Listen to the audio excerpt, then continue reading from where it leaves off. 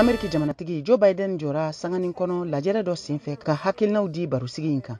There are so many other future educators out there who want to teach. Ameriki kalanso karamɔgɔw ka jɛkulu min bɛ n'a bɛ wele ko American Association of College for Teacher Education. O ɲɛmɔgɔ Lynn Gano ka fara Ameriki kalanko minisiriyaso minisiri Miguel Gardona ani Ameriki jamanatigi furumuso Jill Biden, Ameriki baarakɛlaw ka minisiriso o ɲɛmɔgɔ Marty Wells. Nunu bɛɛ lajɛlen tun bɛ Ameriki masayaso Maison Blanche barosigiyɔrɔ Salle Roosevelt o kɔnɔna la. Kunu araba utukalo tile 31 san 2022. Ameriki jamanatigi furumuso ale yɛrɛ min ye lakɔlikaramɔgɔ ye tun bɛ nin lajɛrɛ in kɛnɛ kan min sigira sen kan Ameriki jamana kɔnɔna politiki ko cakɛda n'an ko a ma ko Conseil de politique intérieure masayaso kɔnɔ olu fɛ. A kun de tun ye ko ka dɛmɛ don ka taa Ameriki kalanko ma gɛlɛya min binnen don lakɔlikaramɔgɔ ko kun kan san ko ɲinan kalanso dayɛlɛnna ka se k'o ɲɛɲini. Ameriki masayaso Maison Blanche y'a lase o sen fɛ k'a fɔ k'u bɛna dollar wari miliyari 130 de labila walasa ka se ka Ameriki kalan kisi. Wari min fanba bɛna ta ka don duguma kalan ani camancɛ kalan na jamana kɔnɔ walasa ka se ka kalansow bɛɛ lajɛlen dɛmɛ lakɔlikaramɔgɔ ko fan fɛ kalanbolow sigili ani ka fara lakɔlikaramɔgɔ dɔw fɛnɛ kalannin kan walasa u ka se ka kalan ɲuman jolen di